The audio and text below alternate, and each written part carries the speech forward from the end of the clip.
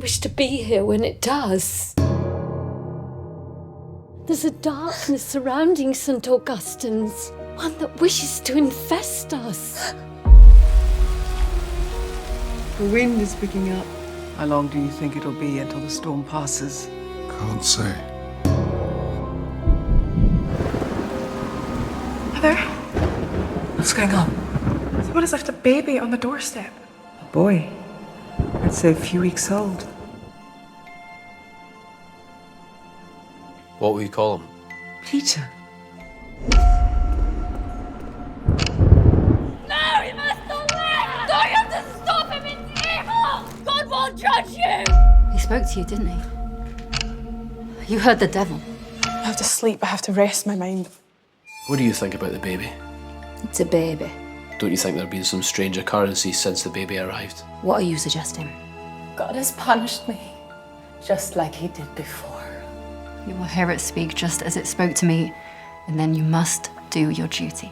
Our Father, who art in heaven, hallowed be thy name.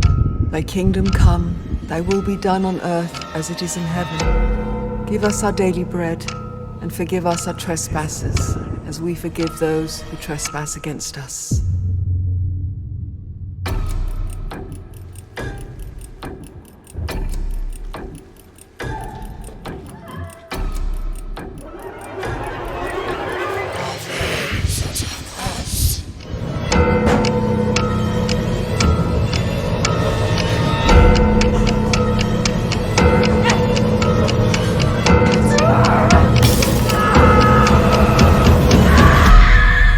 He'll hear a voice soon enough, but it won't be God's.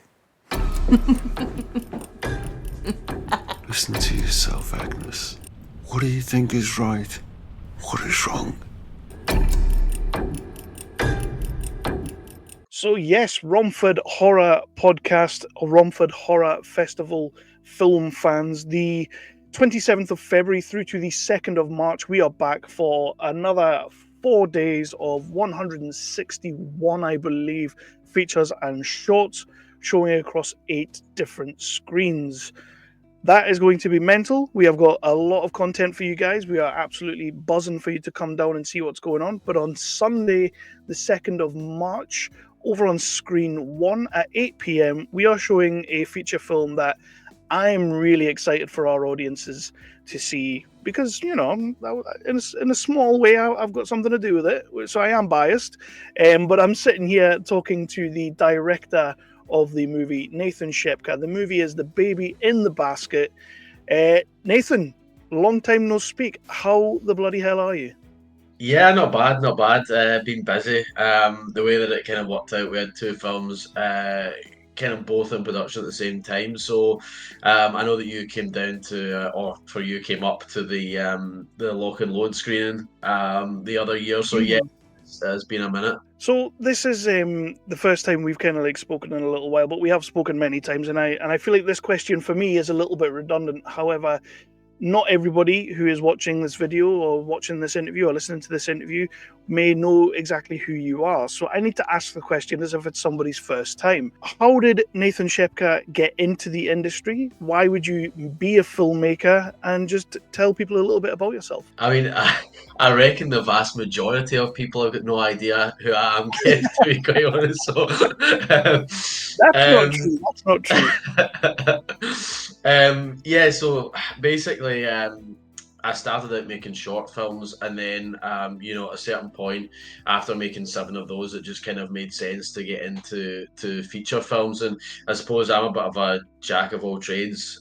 So, you know, I would write the script and star in them and produce them and stuff. You know, right back as far as the shorts. I suppose the whole directing thing was almost born out of necessity in a way. But I do think that there's some value, you know, in trying to put your creative stamp on it from script right through to the edit. You know, whether that turns out for good or for bad, at least, you know, you're the one to shoulder the blame or a lot of the blame for it. So, yeah, and that's pretty much it. we're now 5 feature films deep, so 2025's relatively big year for us. We've just had the crime thriller come out, Dead Before They Wake, and then we've got Baby in the Basket out on the 17th, and then at Romford on the 2nd of March. Was it a thing of you grew up around film and you always just wanted to make movies, or was there ever any one film that you saw or were inspired by and you're like, that's what I want to do for the rest of my life? I think I was always kind of creative as a kid, so whether that would be playing music. I used to play the keyboard. Acting or drama or I kind of always had a bit of a creative streak in me. A lot of art as well. Painting, whatever. When I was very little. I guess the film stuff. I did watch a lot of films growing up. I mean, right back in the day. Literally right back in the day, my grandparents used to record the James Bond movies on VHS off the TV, as you did, complete with all the ad breaks. So, I grew up watching that kind of stuff, watching British sitcoms and whatnot. And then as I sort of got into mid-teens, I started in the whole Arnold Schwarzenegger, Van Damme, Stallone back catalogue, and that's kind of brought me to where I am. I mean, I did make some YouTube videos, I would say sort of mid-2000s when I was in my teens, just sort of stupid spoof comedy type stuff. I mean, it's one of those things that was before YouTube was a thing or was properly a thing. So, you didn't have influencers back then, or that wasn't a word, or that wasn't a thing. The term YouTubers probably wasn't a thing either. So I would say I was a trendsetter, but if I got 50 views on it, I was lucky. So that's kind of where it all came from. But I didn't know that I necessarily was going to end up here. It was, I suppose, just a natural progression. At one point, I kind of went, oh, well, why not take this a bit more seriously? Why not try and do something as opposed to, it's almost like the transition from hobby to kind of career or potential career or whatever. And when it comes to all the different facets that you do, obviously you mentioned before, actor, producer, stuntman, a little bit fight choreography in there, director, playing the keyboard to make the theme tunes, all that kind of thing. What is Nathan Shepka's favorite hat to wear on a movie set? I mean, honestly, I do enjoy acting, and I think that the more I get into it and the more I kind of study the scripts and the characters, the more that I enjoy doing it. And I think that directing and acting can work quite well alongside each other. Again, really, the acting for me, that it was only really out of necessity that I started writing and producing, because I knew that there wasn't anything out there, the kind of thing that I wanted to do, certainly not up in Scotland, and not a hell of a lot really happens up here. You've got little pockets or people that are relatively prominent on the indie scene, but unless it's US productions coming over here to do 3 or 4 weeks of location shooting, there isn't a lot that happens up here. But no, that was really why I kind of decided to wear so many hats. But yeah, the acting for me is I like to stand behind the camera and watch other people do their scenes as well. That's great. It's always such a a learning experience. But I do like being in front of the camera as well. And I think that probably these two films are a bit more focused on acting as opposed to just kicking the crap out of people and saying a one-liner once the fight's finished. So whether people notice that or not, I don't know. I guess time will tell. Well, I bloody noticed because fine well. I came into your filmography and I came to finding out about yourself through Holiday Monday. 2 movies that Lock and Load as well. 2 movies that I absolutely adore and really adore. But what was because they are action buddy cop kind of things. What was the pivot to go into a gothic horror movie? What was the inspiration into moving into that in terms of Baby in the Basket? I mean, I guess more generally that sort of pivot would have happened earlier. I mean, the likes of Dead Before They Wake were actually due to shoot instead of When Darkness Falls, which was our second feature. So the script for Day Before They Wake had been kicking about for a while, and then COVID happened. So the idea of doing When Darkness Falls, which is a kind of scaled back mystery thriller, was really out of necessity because of what was happening with COVID, and then we switched to doing a sequel to Holiday Monday. But both Day Before They Wake and The Baby in the Basket, I mean, I'm a lover of pretty much every genre, I would say, to a degree. I mean, there'll be some that I watch more than others, but I do enjoy dark thrillers, and that's probably my preference or my go-to watch alongside action movies would be sort of mystery thrillers, and stuff that's got suspense in it, or horror, or the really atmospheric stuff. And that's really probably where Baby in the Basket falls into. It's that sort of suspense slash mystery slash thriller with a bit of horror thrown in there. We decided to go the atmospheric route, like I suppose sort of early 24, as opposed to going the blood and guts route, which I know is very popular with the Terrifier movies, but I feel that you've almost got two separate audiences, and naturally there's a crossover there for general horror fans. So the idea for this, actually, sometimes occasionally I'll get a dream, or something will be influenced by something else that I've watched, and the sort of basic premise just kind of came into my head, and I'd messaged Tom Jolliffe, the writer, who we go back and forth on WhatsApp most days. What films have you seen this week, kind of thing, and he's like, "Oh yeah, I really like that idea." And I was busy with Day Before They Wake, so I'd said to Tom, "Look, if you want to go ahead and write it." I also think that another writer kind of brings a different approach to it, or another layer, whereas doing your own script, these are two kind of very different things. So that's basically where the idea came from. I mean, it wasn't that necessarily we wanted to be pigeonholed for doing sort of goofy action movies. The intention was to always do a bit of a depth and breadth of different things. So hopefully that's kind of coming to fruition this year. And you got Tom on board, who he's a prolific writer in the game right now. You can go on his IMDb. There's so many projects on there. So many of them you will have heard and seen as well. And how was that process, you guys working together? Obviously, he's writing it, but then you've got to refine it together. How was that process? Because I imagine he might be a little bit protective of his work, I'll say.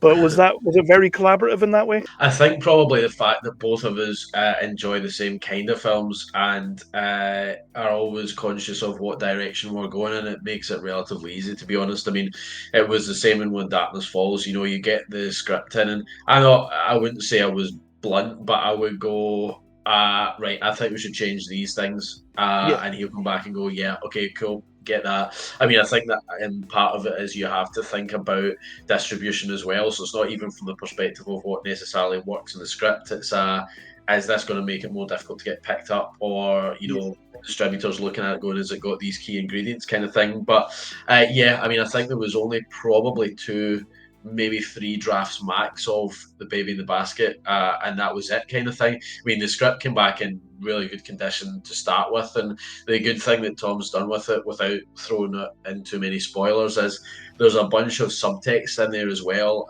and nuance stuff that people might pick up on, they might not. Whether that's on first watch or whether they never notice it, it's kind of there. The whole film is a little bit ambiguous and open to interpretation, but to highlight the depth of his writing, for example, each of the characters in the film has a 7 deadly sin attributed to them, so that was kind of quite cleverly woven in there. Again, whether people pick up on that or not, I'm not too sure, but there's some intricacies in there that I think probably goes slightly beyond the average horror film, I would say. Tell us a little bit about, we've spoke about things getting together, you've got the script together and everything like that.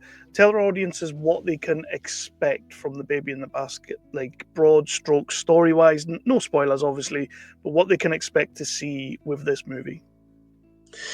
So basically, the film is about a group of nuns who are in this convent on a remote Scottish island in the mid-1940s, 1944. The war's still raging on, and they are basically almost entirely separate from it. They're not seeing much of that.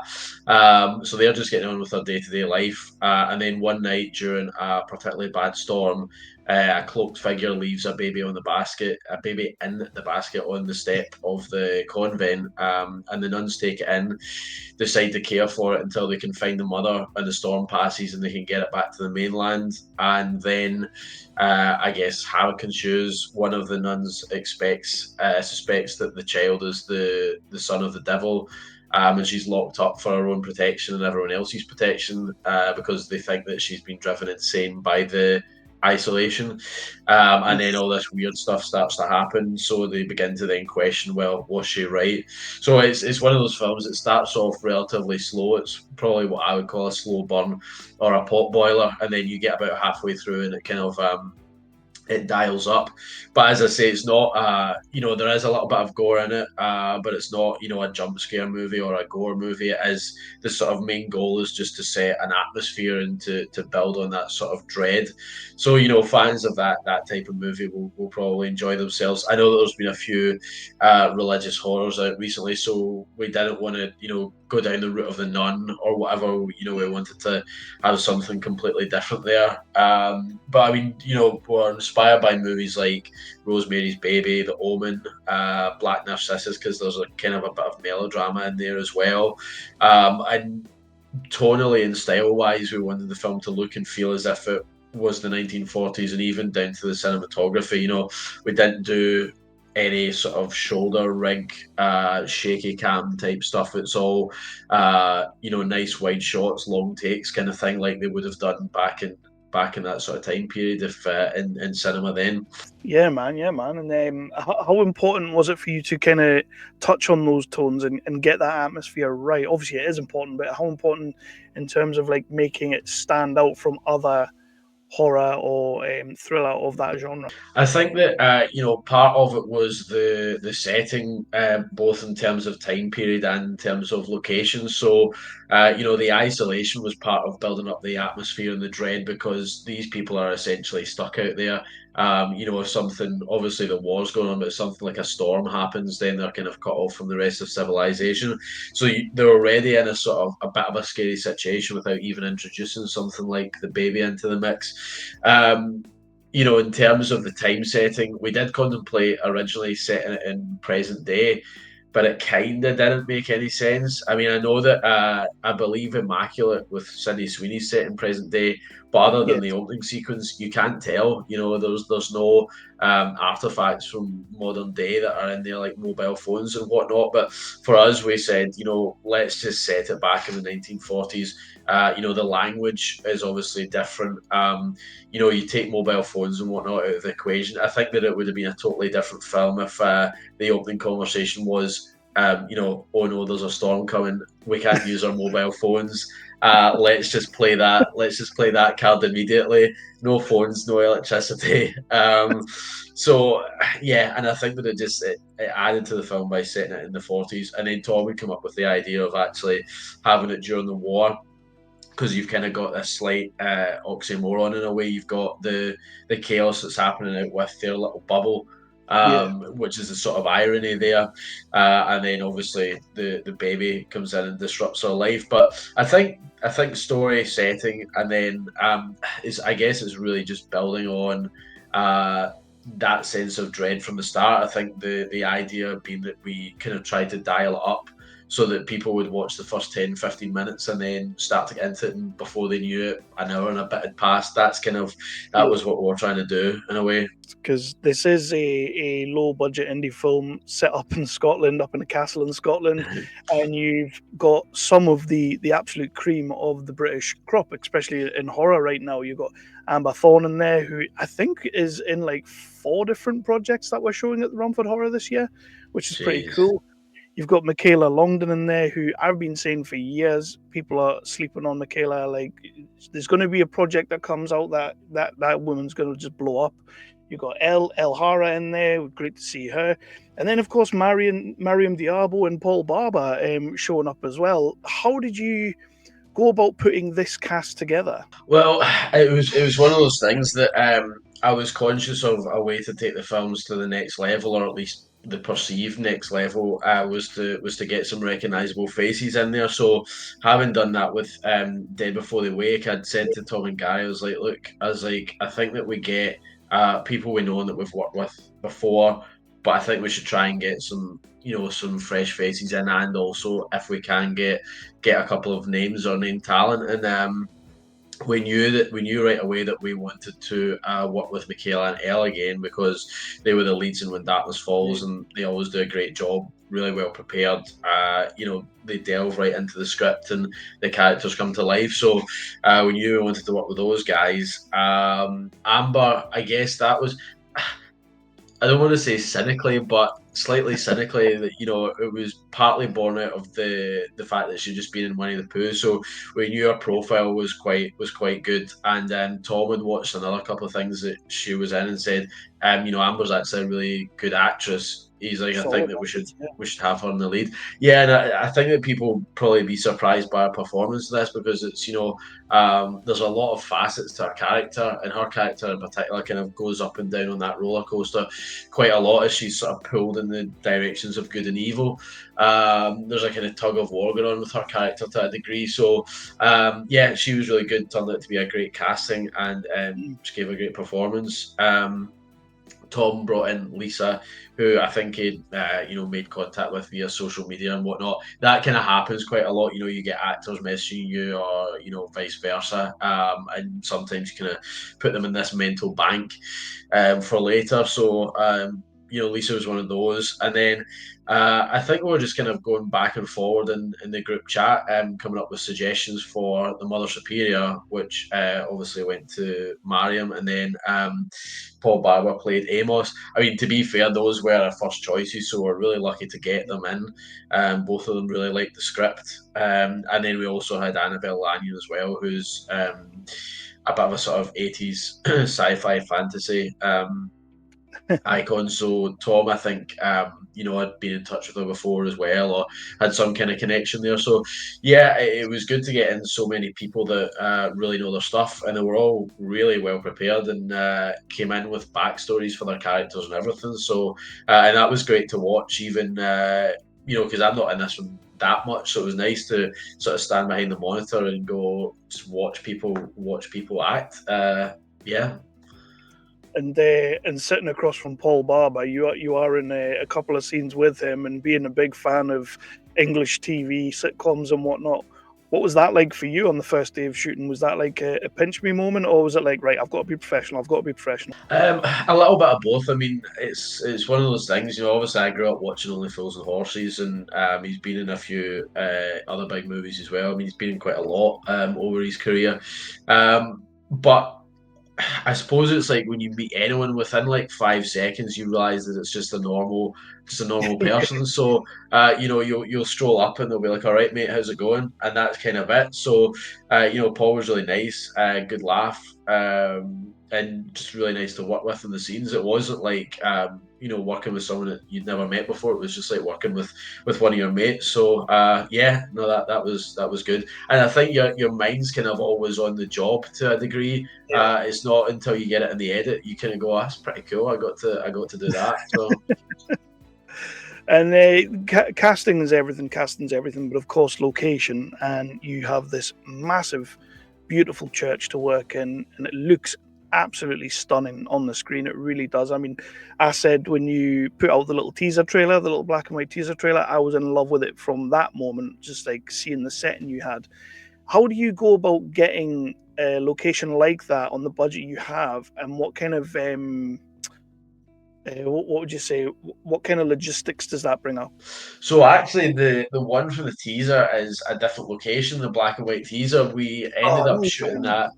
Yeah, we ended up shooting that in it was a location that we'd already shot in way back in one of the shots in Glasgow, and obviously because it was the teaser, we thought, well, we've got time to get these locations together properly. But it was actually one of my friends that said, "Oh, have you seen this place called St Conan's Kirk?"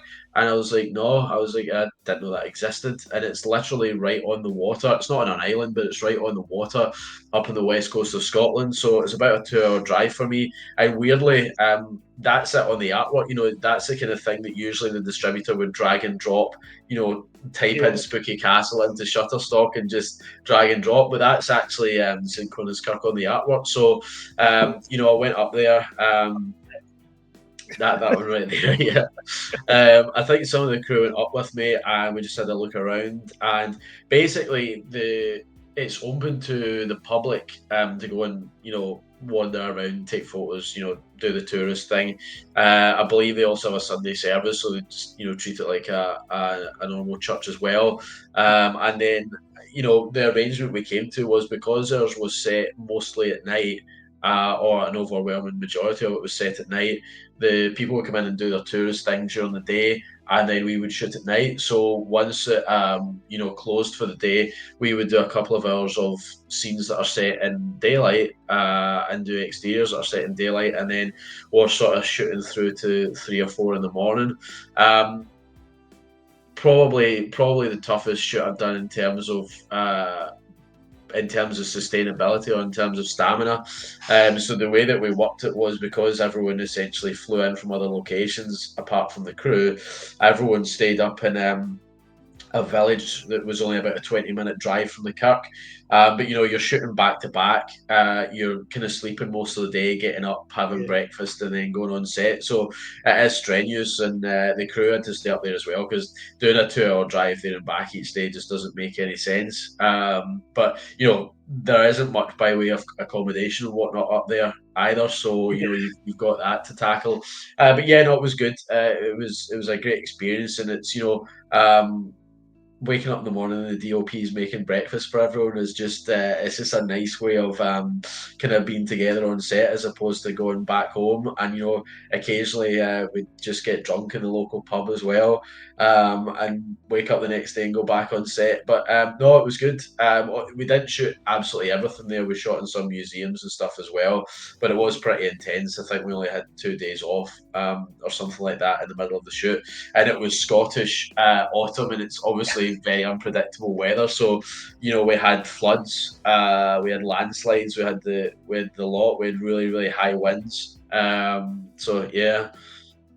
So with things like that happening, because obviously you are working on the budget you're working on, but when you have things like that when you're filming, was there anything that maybe happened that you just could not have planned for, but actually worked way better for the movie and was a benefit to the movie that you can think of? I think probably the rain and the floods and whatnot that were going on, both kind of positive and negative, because we did have to do some reshoots about a month later. I say reshoots; there were scenes that we had to postpone because of the weather, and we'd kept a lot of the equipment in the basement of the Kirk, but instead of dragging it all out and packing it up, we just kept it in the basement where no one was, and then we brought it out for filming each night. But that started to flood as well, and then I think at one point the road between the Kirk and the accommodation got shut off. So we couldn't get access to it. There was a landslide on the other road, so yeah, it did cause a few problems to the point where we kind of went, right, let's just we'll postpone those and we'll come back and reshoot those scenes because it was a physical impossibility to do them at the time. But on the positive side, the constant raining and adds atmosphere to the film. Anytime the sky was looking particularly ominous, we would go out and grab some B-roll or some shots of the Kirk. The rain a lot of the time was real. I think we had one day of special effects rain. Basically, we had to have rain in certain scenes, so we decided let's not take a chance. Knowing our luck, it'll be 2 weeks of sunshine, the only 2 weeks of sunshine in the history of Scotland. So we did a day of artificial rain, if you want to call it that, and then but the weather filled in the blanks. A lot of the shots of rain are actually when it was chucking it down. I love that. And when you have moments like that, and obviously that again, I mentioned that this is somewhat of a pivot in tone for you, and trying to make sure that you keep things atmospheric and keep things slow burn. Was there anything that you maybe learned about filmmaking in general that you maybe weren't truly honed in on as of yet? And was there anything that you learned about yourself in dealing with these issues as well? I guess it's just one of those things where you've Tom put pen to paper, and then you take that and you have to kind of try and bring justice to the script and the words on the page. And obviously Tom and I watched so many different films, literally pretty much any genre, apart from maybe not as much romantic comedy, but stuff like After Sun, westerns, old westerns from the '60s or whatever. I've literally seen everything. And you go, oh, I'd love to make something like that. I'd love to make something like that. But knowing what you kind of have got experience in and knowing what you're trying to make, those are two different things. So I went into this not having made something like this before. You can kind of see it in your head, but you're like, well, all we have to make sure is that the shots that we film cut together and form the story in a way that we do, build up the atmosphere and have that sense of dread, and that it actually feel like an atmospheric horror movie, as opposed to you edit it together and it just feels like a horror version of Lock and Load. You obviously had to. Yeah, well, watch that space. No, I guess you kind of have to have quite segmented ideas of what works in one film and what doesn't work for that genre. And I would say that most of the time, I think that we managed to get it quite well. It's like anything else. You get a film into the editor, you see the final result, you think could have done that here, could have done that there, kind of thing. Hindsight's a wonderful thing. You go back and you're like, okay, that's something that I'll take through to the next project. So even stuff like the way sequences are shot, or that could have maybe had another shot in there, or that static could have been a nice slow push in. That always makes it a bit more tense. So I think there's little bits like that you go, if we ever did something like that again, these would all kind of be in the back of my mind to kick it up a notch. Yeah. Well, that's the thing about being a director as well. It's always leveling up, isn't it? It's always training on the job. It's always learning, and you are a bit of a sponge when it comes to the movies you've made so far. So it's great to see that that's still very much in the forefront of your head, is like always learning, progressing, leveling up, and everything. So it's fantastic to hear. So we're going to start wrapping it up in a little bit. But first of all, any director that I speak to, or any creative that I speak to, can tell me everything that is wrong with their movie. I would like to know, when you see this movie up on the big screen, or now that you've seen it properly as in its finished form, is there any moment that you see in this movie on the screen that you think, we smashed it that day? That looks amazing. I think generally the film looks quite nice. The bit where they actually find the baby and take it into the convent, that looks pretty nice. And there's all kind of almost what's like there's favourite shots from each scene kind of thing. I mean, I think in terms of consistency, this is probably one of the most consistent films that we've made, where I don't look at a scene and go, I wish that was better. I think there's a more general consistency throughout of it. So, and even stuff like, I think one of the early reviews had said, the subtleties like, flashes of lightning here and there, just keeping up the pretense that they're in this storm. The attention to detail's quite good. And yeah, I would like to think that that was true, because again, that's something that you literally have to have in your mind the whole time, because the lightning is, that someone's actually set that up for each specific scene outside the building. So yeah, I mean, there's a few standout scenes. I would say that the arrival of the baby, the whole build up at the start towards the baby arriving is quite good as well. There's a sequence that one of the characters meets their fate, as I think is particularly good. But again, I won't give too many spoilers. I think some of the sort of death reveals are quite nice in it as well. Because obviously it's one of those things, you don't necessarily see the violence in this, but you see the aftermath of the result of it. So some of those reveals I think are quite nice as well. Nathan, I will say as well, you touched on it there. This is a sexy looking movie. It's like cinematography wise and everything. This is a sexy looking movie, by the way. And is there any plans? I know we spoke about it back in the day when you had the teaser trailer out there. But is there any plans to drop like a black and white kind of chrome version of this? We might do. It was kind of always in the back of our minds, and I suppose if indie distributors were a little bit more open-minded and weren't so kind of tunnel vision, we might have gone out with that in the first place, because I think that it does really, really suit that that style. So yeah, I think that possibly at some point, even sort of next year or whatever, once the film's been out for a bit, it might be nice to drop a black and white version or some kind of exclusive version, because we did some test grades as well, and it just looked really nice in black and white. And I think that kind of adds to the atmosphere. I know that even though colour was around for quite a while, Hitchcock decided to shoot Psycho in black and white for that very reason. So yeah, I mean, it does look really nice in black and white. But I guess ultimately it was one of those things. It was a commercial decision. That and the fact that we did, you know, there's a lot of nice colours in the scenes as well that we thought might be a shame to get rid of that. You know, even in like the caretaker's kind of kitchen or living area, there's, you know, it's got a really nice green tone in the wall, and then other scenes there's a nice blue tone. So you know, you're killing off all those colours by doing that. But yeah, it was a consideration. I think it's probably still in the back of our minds. So if you could pitch this movie to our audience using only 3 words, I'm only giving you 3 words, 3 random words in fact, what would those words be to pitch this movie to our audiences at the Romford Horror Festival? I'd probably say atmospheric, suspenseful, and eerie. Eerie, I like that. And now that you've kind of delved into this horror universe and you've pivoted a little bit, and obviously you'll do many other genres. You've already claimed that you love all genres, but is there any movie out there that if you were given the chance to have a remake at in the horror sector, is there any movie you would like to have a crack at, or is that not necessarily your cup of tea? Oh, that is a really good question. That's one of those ones that I will sit and think about on the 20-minute drive to the gym later and eventually come up with an answer. Jeez, do you know, I would almost rather do a sequel to something.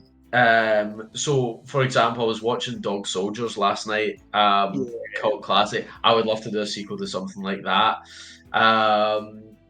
It's almost like the whole remake thing. I mean, anytime a remake's announced, I go, why would you remake that? Yeah. You know what I mean? It's like Exorcist, Omen, Rosemary's Baby. Just leave them alone. You know, if you have to do that sort of legacy sequel thing or whatever, but, you know, shot for shot remakes or even remakes that follow the exact same story structure, you're kind of going, well, all you're really doing is reshooting that film. So I guess for me, I would probably choose to do some sort of, you know, belated sequel or something like that. I would love to, if given absolute carte blanche on anything, maybe do another Sigourney Weaver Aliens. I think that that might be quite cool. I always thought what would have made a great Aliens versus Predator would be to get Schwarzenegger and Sigourney Weaver in it, and maybe Lance Henriksen. I don't know why they didn't go down that route. I guess it's just a sort of modern day thing where they kind of try and move away from whatever the franchise was, if that makes sense. But you look at something like Terminator Dark Fate, and I would see that in the cinema, and everyone's sort of like, oh, yeah, this is all right, until Arnie shows up, and then suddenly the film comes alive. So I would like to even do like an Alien versus Predator with the 2 original leads. That would be great. Yeah. That would be pretty sick. And if you could find a way to bring back Hicks and Hudson as well, because you've got to have that game over, man. You've got to have that moment. So at the film festival, we like to have cocktails which are based around the movies that we're showing. If we could have and I'm not saying this is going to happen, but if we could have a baby in the basket, because let's be honest, the name of the movie lends itself to a cocktail. What would be in the baby in the basket cocktail? And please don't say a baby. I was actually going to say a floating baby's head, but obviously it wouldn't be. I mean, that would work. Like a marshmallow or something like that, and the whole thing would be presented in a basket, and probably followed by crippling heartburn. Oh, that's quite a good question as well. I like vodka, so I feel like that would have to be one of the key ingredients. I think you'd have to find something red to put in there as well for some blood, maybe some Chambord or something like that. I mean, I know you get a baby Guinness, so yeah, maybe there's another couple of things that could be thrown. Maybe some cranberry juice. I don't know. I wouldn't say I was a cocktail maker, but I'm definitely a cocktail drinker. So if someone else could concoct it, I'll happily smash eight of those at the bar with someone. As would I. As would I. Now, the baby in the basket. If you could show this movie, obviously you've been inspired over the years. You look to certain directors, certain filmmakers, certain styles, certain tones, things like that. If you could show this movie to any one director, and it can be living or dead, if you could show this movie to anyone, put it in front of them, and get some feedback from them, who would you show it to? That's quite a good question. That's quite a good question. I feel like it would kind of need to be a horror movie director,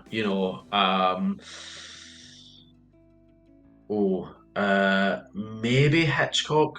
Maybe it's not really quite his style, but maybe him. Just trying to think. There was someone rattling around my head there just now. Yeah, maybe. I don't want to say Roman Polanski because obviously there's a certain there's a certain I would rather just not show him anything, but it's kind of his type of film as well, really. So yeah, but I would certainly say one of the sort of directors of yesteryear, probably. Or even is it Robert Eggers? Is that how you say his name? Yeah, Maybe him. From Um, Nosferatu. yeah. So yeah. No, that's a good answer. I like that answer. I like all those answers. So we're going to wrap it up in 2 seconds. But first of all, what is next for Baby in the Basket? Obviously, it's hitting DVD on the 17th, I believe. And then it is going to be shown at the Romford Film Festival, 2nd of March, Screen 1 at 8 p.m. Kind of closing out Screen 1 in the Romford Horror Festival this year, which is a great spot to be in, I think. But what's next for Baby in the Basket going past that? And what is next for Nathan Shepka? So basically, yeah, the film hits the US and the UK on the 17th of February, DVD and digital, and both of them. So it'll be on the likes of Amazon Prime and Apple Movies and stuff like that as well. Now, usually what happens is they end up on Prime, so for subscribers and whatnot. So every film kind of goes through a bit of a lifespan. So those people unwilling to part with their $3.49 or however much it is can wait it out and check it out as part of Prime in a few months' time. It'll probably be coming out in another few countries as well. I think it's sold to another few territories, so I think by the end of the year, other continents will have had a chance to have a look at it.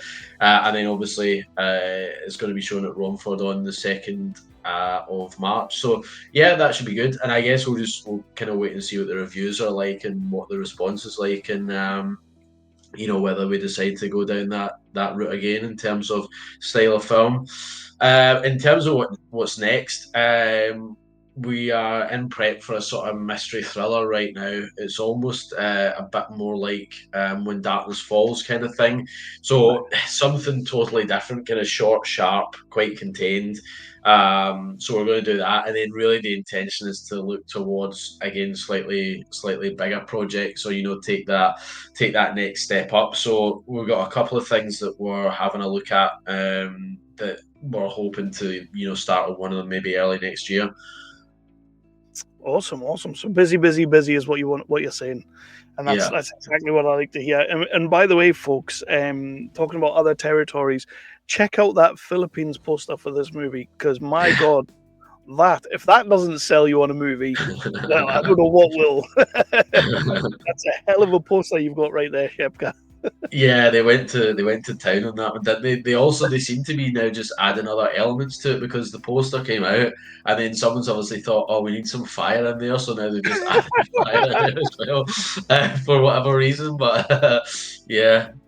And I know this is kind of like an off the beaten track kind of question, but what kind of input do you guys kind of have in that when it's being sold abroad and whatnot, and they're putting posters out like that? Do you guys have any sort of like input on that? No, not really. I mean, I guess sort of in general terms, you know, if a film comes out in the US or the UK, the distributor will take the artwork and, you know, sometimes they'll start it from scratch. Sometimes you know, provide them stills or whatever, or they'll pull them from the film, or, you know, etc. etc. I mean, the posters for The Baby in the Basket and Dead Before They Wake are basically both untouched. So, Yeah. we went out and got those made, you know, professionally by a studio, and the distributors just decided to keep them. I think that if anything, you tend to find that the Asian countries always have their own sort of embellishments on them, shall we say? So, you know, helicopters appearing randomly, or, you know, whatever else. So it's one of those things. I think it's kind of expected, because even if you know, go and look at posters from the 80s and 90s, and you look at the Japanese version, Japanese especially, you're looking at thinking, whoa, what the hell is that?